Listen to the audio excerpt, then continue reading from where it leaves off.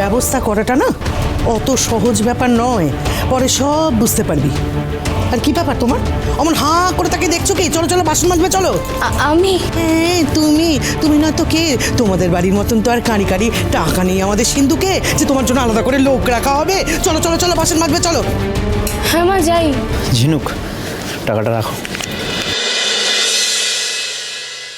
ফোনটেদা বা বিচ্ছুর মতন যদি আমিও কোনো কাজ পাই তাহলে তো ওদের একটু সাহায্য হয়, কিন্তু কি কাজ করব আমি?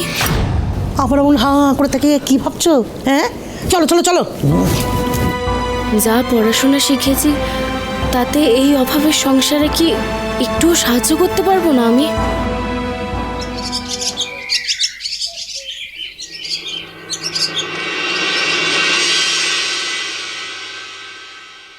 বাহ, এসো। বাহ, ফ্যান্টাস্টিক। জমিটার লোকেশন কিন্তু বেশ ভালো হয়েছে ইন্দ্রজিৎ বাবু, থ্যাংক ইউ সো মাচ। এই পাওয়াটা কিন্তু শুধুমাত্র আপনার জন্যই সম্ভব হয়েছে। যাক, আর কেউ না করুক, আপনি অন্তত স্বীকার করলেন মিস্টার বসু, যে জমিটা নিয়ে এতদিন ডিসপিউট ছিল এত বছর, সেই জমিটা আমি এই ইন্দ্রজিৎ বসু মল্লিক তেজ বেকারির হাতে তুলে দিলাম। আসলে কি বলুন তো, আমার ছেলের বৌমা ঝুম্পা একেবারে মা লক্ষ্মী। ওর বাবাই তো জমিটা বিয়েতে উপহার দিলেন।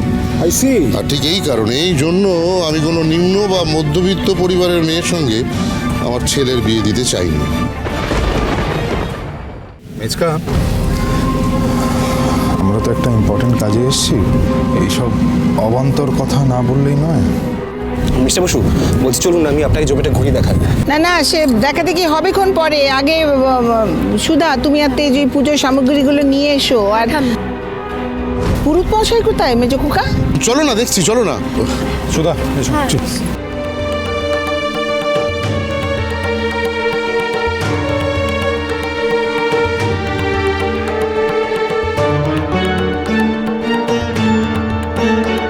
দাদা আজকে ভালো তিথি আছে, তাই ভাবলাম ভূমি পুজোটা আজকে সেরে নি।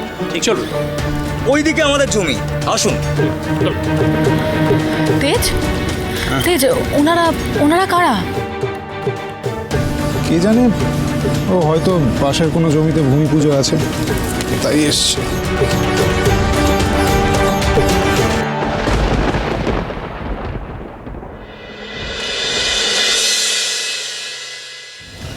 তুই আমার নাক কাটিয়ে দিয়েছিস ঝুম্পা। হ্যাঁ, কেউ বলবে তুই আমার মেয়ে? তোর বাবা কোথায় এই দুনিয়াটাকে এক হাটে বিক্রি করে আরেক হাটে কিনে নেয়, সেখানে তুই নিজের বরটাকে পর্যন্ত হাতের মুঠে আনতে পারলি না। ছি ঝুম্পা, ছি। শোনো বাপি, তুমি প্রথমত এই বেচাকেনা করতে গিয়ে কিন্তু বাজেভাবে ফেসেছো, তাই এখন তোমাকে মুখ লুকিয়ে বেরোতে হচ্ছে। আর এই বিয়েটা দিয়ে তো তুমি আমার পুরো লাইফটা হেল করে দিয়েছো। ওই সমুদ্রকে আমি কত করে নিজের কাছে আনার চেষ্টা করছি, বাট ও সারাদিন ওই সিশেল ঝিনুক জব করেই যাচ্ছে। আর কত কি চেষ্টা করবো বলো তো বাপি? কি চেষ্টা করলি তুই মা? হ্যাঁ, কি চেষ্টা করলি? ভেবেছিলাম বসু মল্লিক পরিবারে বিয়ে দিয়ে আমার এই ভাগ্যটা একটু ফিরবে। কোথায়, তা তো হলোই না। উল্টে ওই জমিতে ভূমি পুজো করতে গেছে, যেখানে সেই জমি আর ওদের আগে আমি আরও 10 জনকে বেচে দিয়েছি। এখন যদি ওরা এটা জানতে পারে, কুরুক্ষেত্র বাজিয়ে দেবে তো। এদিকে পাওনাদাররাও পেছনে পড়ে রয়েছে।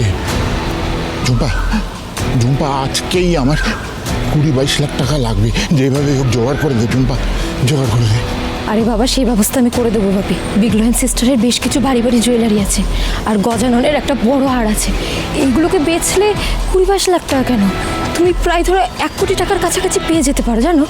বলিস কি? 1 কোটি টাকা পাবো? হ্যাঁ বাবা, আজ তোরা গেছে ভূমি পুজোতে, আর বাকিরা গেছে জ্যোৎস্নাদিকে নিয়ে ডক্টরের কাছে। বাড়ি পুরো ফাঁকা, আর আমি দেখেও এসেছি যে আলমারির কিটা কোথায় আছে। তুমি এখানে ওয়েট করো, আমি তাড়াতাড়ি ওগুলোকে নিয়ে আসছি, ঠিক আছে? ওয়েট করো।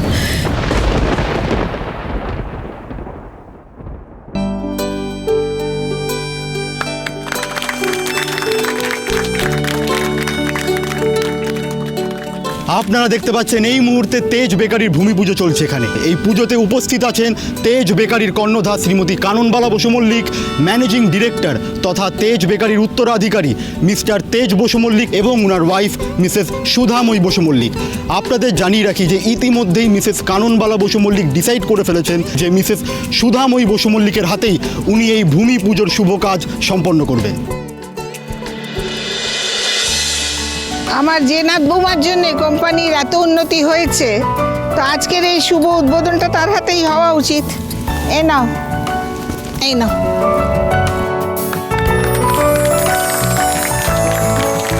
দেখলেন তো মিস্টার বসু, এখানেও খালি ওদেরই নাম, আমার কোনো ভ্যালুই নেই।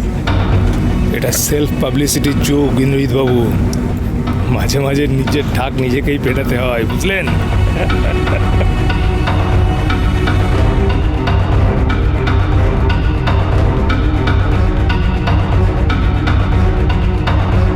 নমস্কার, আমি বসু মল্লিক পরিবারের মেজ ছেলে ইন্দ্রজিৎ বসু মল্লিক।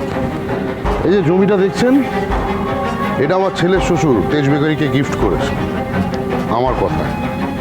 এই সব কিছু সম্ভব হয়েছে এই ইন্দ্রজিৎ বসু মল্লিকের জন্য। আপনারা তো আমাকে দেখেও দেখছেন না, তাই উপযাচক হয়ে নিজেই হালকা জানিয়ে গেলাম। দাদা ভাই, দেখছিস বাবা মিডিয়ার অ্যাটেনশন পাওয়ার জন্য কেমন 14 বার করে বলছে যে এই জমিটা বাবার জন্য পাওয়া গেছে। আমি গিয়ে বলে দিই যে এই জমিটা পাওয়ার জন্য বাবা আমাকে বিক্রি করে দিয়েছে। আরে কি করছিস তুই?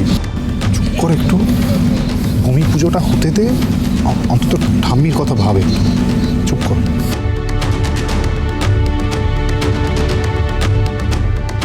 সুদামা, এই নারকেল জমিতে এই ঘটের সামনে ভেঙে পুজো সম্পন্ন করো।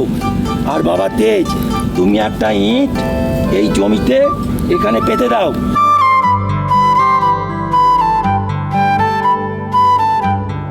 দেখি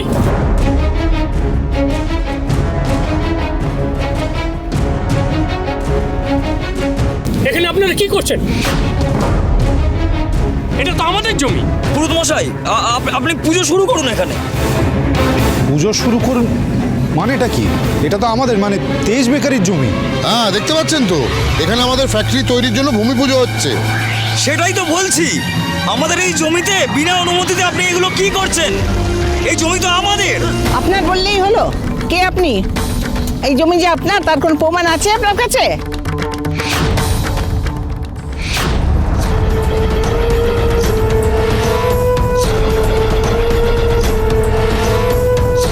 তাড়াতাড়ি কর ঝুম্পা, কেউ আসার আগে এই জুয়েলারিগুলো বাপির হাতে তুলে দিয়ে বাপিকে এখান থেকে বের করতে হবে, নইলে যদি কেউ ধরে ফেলে তাহলে আর বিজ্ঞানী তোকে আসতে রাখবে না।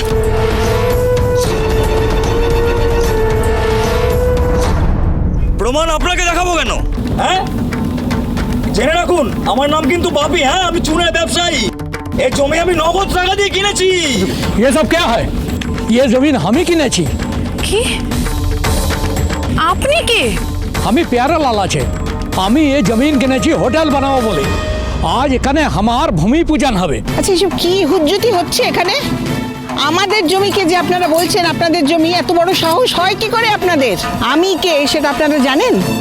তেজ বেকারির কর্ণধার কাননবালা। আমাদের জমি ছিনিয়ে নেবার চেষ্টাও যদি করেন আপনারা, তাহলে কিন্তু। মা, আমি ওনাদের দেখছি।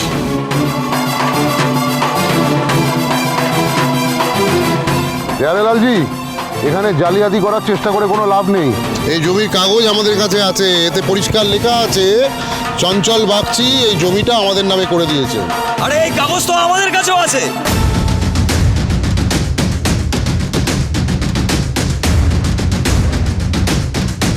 अरे मेरे पास भी कागज है, ये देखिए जी, देखिए। हाँ, ये जमीन हमारा है, हम ही কিনেছি। এক জমির এতগুলো মালিক? অসম্ভব, এটা হতে পারে না। কিছু একটা কনফিউশন হচ্ছে। আমি এক্ষুনি চঞ্চল বাবুকে ফোন করছি। তেজ, কাগজ তো সবাই দেখাচ্ছে, এতগুলো লোককে একসাথে মিথ্যে কথা বলছে নাকি? মিথ্যেটা আসলে চঞ্চল বাবু বলেছেন?